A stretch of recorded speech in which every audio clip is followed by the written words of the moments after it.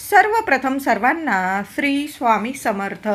स्वामी महाराजांच्या कृपेने तुमच्या सर्व चांगल्या इच्छा पूर्ण होत ही स्वामींचरणी प्रार्थना करते आणि आजच्या व्हिडिओला सुरुवात करते.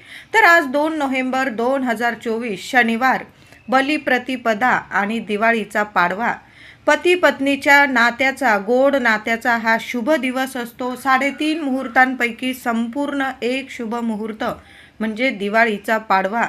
खूप सोन्यासारखा दिवस आहे. या दिवशी महिलांनो पतिदेवांना अभ्यंग स्नान घालून त्यांचे चरण तीर्थ घेण्याचा हा दिवस असतो. काही महिलांना पटत नसेल, पण या दिवशी थोडं का होईना म्हणजे पतिदेवांना छान असं अभ्यंग स्नान घालायचं, उटणं लावायचं, सुहासिक तेल लावायचं, त्यांच्या डोक्याला तेल लावायचं, अंगाला उटणं लावायचं, संपूर्ण सुगंधित आणि छान असं स्नान घालण्याचा हा दिवस असतो.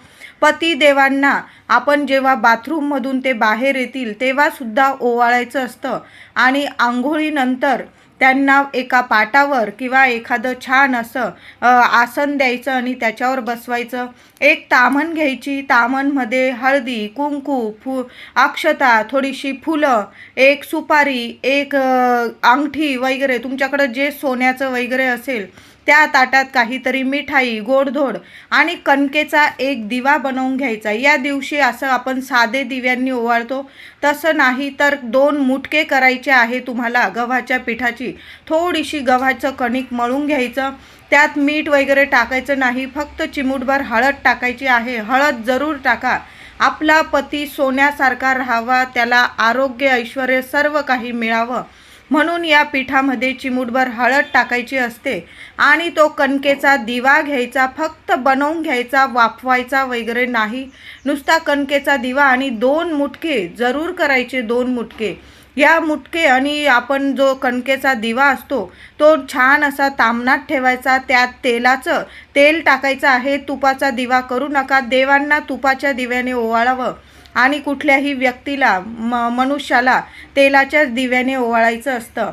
म्हणून आपण दुहेरी वाट टाकून त्यात तेल टाकायचं आहे. तेल तुम्ही कुठलंही देवांना जे वापरता ते टाकून घ्यायचं आणि दिवा प्रज्वलित करायचा. तुम्ही सुद्धा आसन घेऊन बसायचं आहे.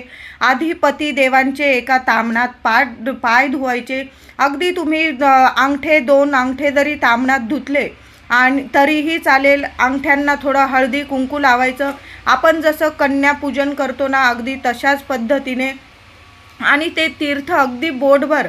पटत असेल तर करा हा उपाय, नाही तर नाही केला तरीही चालेल. तुम्ही पाय पडून घेतले पतिदेवांचे तरी पण खूप होतं. पाय पडण्याला पण खूप महत्त्व असतं.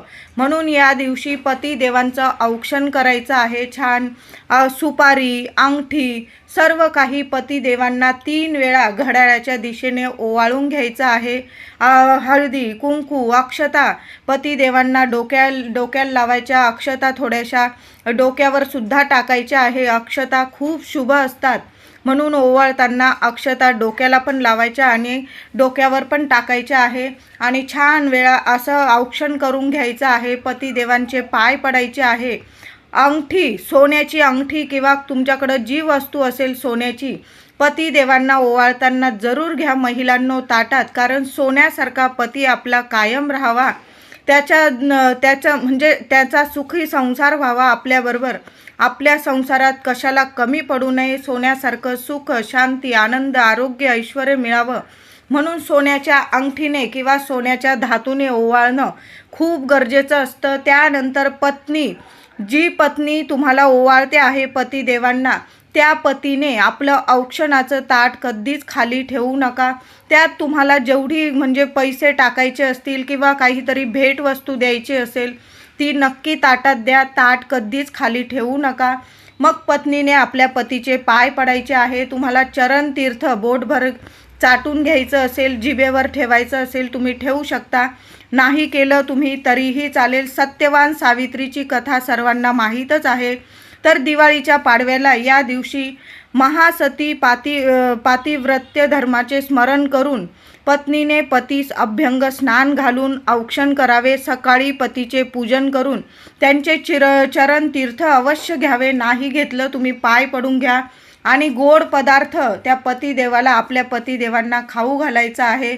पतीने सुद्धा साडी, तुम्हाला सोन्याचा दागिना जमत असेल तर पत्नीला अवश्य भेट द्यायची आहे. या भेटीला खूप महत्त्व असतं. पती पत्नीतील गोडावा निर्माण होण्यासाठी तुमच्यात काहीतरी वादविवाद असतील तर या दिवशी औक्षण झाल्यानंतर पत्नीने पण पतीला गोड काहीतरी खाऊ घाला आणि पतीने सुद्धा पत्नीला स्वतःच्या हाताने गोड खाऊ घालायचा आहे. तिच्या कपाळी स्वतःच्या हाताने कुंकू लावायचं आहे. पत्नीने पण पतीचं औक्षण करताना हिरव्या काचेच्या बांगड्या किंवा तुमच्या साडीवर ज्या मॅच होत असतील त्या काचेच्या बांगड्या अवश्य घाला.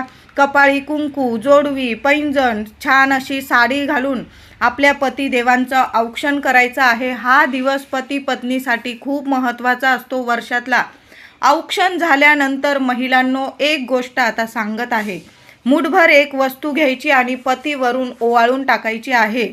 तर तुम्ही दिवसभरात हा उपाय कधीही करू शकता. अगदी संध्याकाळी जरी केला, तुमचे पती बाहेर गेलेले असतील, त्यांना वेळ नाही आहे घरी, तुम्ही ते आल्यावर सुद्धा करू शकता. अगदी रात्रीच्या 8 वाजेपर्यंत केला तरीही चालेल. संपूर्ण दिवस आजचा शुभच आहे. सकाळी पतीचं औक्षण केलं असेल, औक्षणानंतर जरी हा उपाय केला तरीही चालेल. आता तर काय करायचं आहे, मूठभर तांदूळ घ्यायचे आहे तुम्हाला. तांदूळ, अख्खे तांदूळ घ्या. तुकडा देवांची पूजा करताना, मुलांची, पतीची दृष्ट वगैरे काढताना, देवाचं काम करताना कधीच तुकडा तांदूळ वापरत जाऊ नका. आपण खायला वगैरे वापरला ठीक आहे, पण देवांच्या गोष्टींना नाही. तर मूठभर तांदूळ घ्यायचे अख्खे. अगदी राशनिंगचे घेतले तुम्ही तरी चालेल, पण अख्ख्या तांदळाला खूप महत्त्व असतं. अख्खे तांदूळ घ्यायचे मूठभर.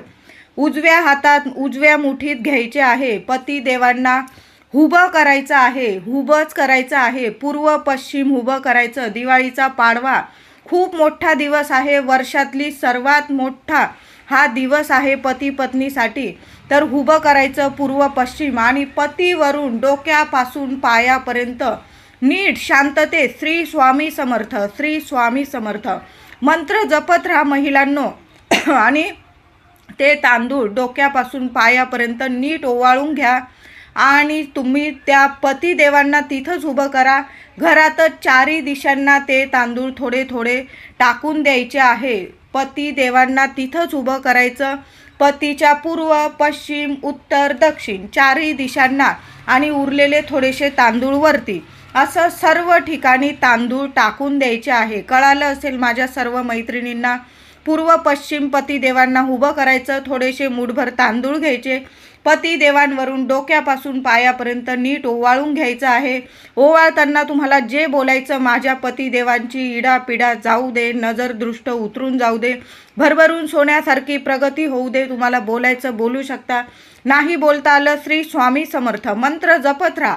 आणि ते तांदूळ 7 वेळा ओवाळून झाल्यानंतर पूर्व, पश्चिम, उत्तर, दक्षिण उरलेले तांदूळ वरती चारही दिशांनी पतिदेवांचं रक्षण होईल. कधीच तुमच्या पतिदेवांवर कुठलं संकट, बाधा कधीच येणार नाही. कधीच तुमच्या पतिदेवांना नजर दृष्ट लागणार नाही. बाहेर लोकांची दृष्ट वाईट असते. काही चांगली लोक असतात, काही वाईट असतात. थोडी प्रगती झाली की पतिदेव असू दे, मुलं असू दे, नजर बाधा होत असते. मग अशा शुभ तिथींना जर आपण आपल्या पतीची, मुलांची दृष्ट काढली, आज मुलांची नव्हे तर पतीची दृष्ट काढण्याचा दिवस आहे. पतीचं औक्षण करायचं. औक्षणानंतर हा उपाय केला तरीही चालेल. नाही जमलं, संध्याकाळी रात्रीपर्यंत केला तरीही चालेल. उतरवून घ्यायचे तांदूळ, ओवाळून घ्यायचे आणि चारही दिशांना टाकून द्यायचे. नंतर ते तांदूळ तुम्ही झाडून वगैरे घेतले आणि पक्ष्यांना टाकले तरीही चालेल, पण घरातच हा उपाय करायचा आहे. चारही दिशांना ते तांदूळ टाका, उरलेले वरती टाका. कायम पतिदेवांचं तुमच्या रक्षण होईल. चारही दिशांनी रक्षण होईल. कधीच कुठली इडा पिडा तुमच्या पतिदेवांच्या मागे लागणार नाही. तुम्हाला लगेच फरक दिसेल. कुठून ना कुठून आनंदाच्या बातम्या येईल. पतिदेवांवर जे संकट असेल ते लगेच टळून जाईल. कुठलं काम अडलेलं असेल त्यांचं बऱ्याच वर्षांपासून, ते बघताय वाट की आपलं हे काम व्हावं, एका क्षणात ते काम व्हायला सुरुवात होईल. तुम्हाला चारही दिशांकडून चांगल्या खबर म्हणजे चांगल्या न्यूज यायला सुरुवात होईल. पतिदेवांना आनंद होईल. पतिदेवांना अशा त्यांना बातम्या कळायला लागतील. त्यांचे जे कामं आणलेले लगेच पूर्ण होतील. म्हणून महिलांनी हा उपाय जरूर करा. पतिदेवांवरून मूठभर ही वस्तू तांदूळ जरूर उतरवून टाका. तांदूळ अशी वस्तू असते जी आपल्याला म्हणजे देवांना पण प्रसन्न करते आणि जी नजरबाधा असते ती सुद्धा उतरवून टाकते. म्हणून हा तांदळाचा उपाय जरूर करा महिलांनो. पतिदेवांचं छान औक्षण करा. सोन्याने जरूर ओवाळा. कणकेच्या दिव्याने ओवाळायचा आहे. नंतर कणकेचा दिवा आणि मुटके तुम्ही पाण्यात विसर्जन केले, ती वात नंतर देवाच्या वगैरे दिव्यात वापरू नका.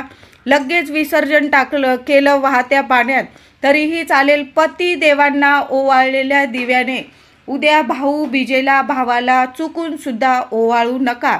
तो दिवा पतिदेवांसाठी होता, भावासाठी वेगळा दिवा बनवायचा आहे. तर तुम्हाला कळालं असेल, या चुका अजिबात करू नका.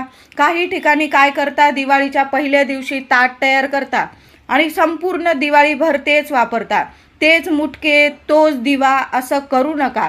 पतिदेवांसाठी वेगळा दिवा असतो, भावासाठी वेगळा दिवा. चुकून सुद्धा अशी चूक करू नका. तो दिवा पाण्यात विसर्जन करा आणि भावासाठी उद्या नवीन ताट तयार करायचं आहे. आजचं ताट फक्त आपल्या पतिदेवांसाठी आहे. व्हिडिओ आवडला असेल लाईक करा, शेअर करा, चॅनलला कृपया सबस्क्राईब करा. धन्यवाद.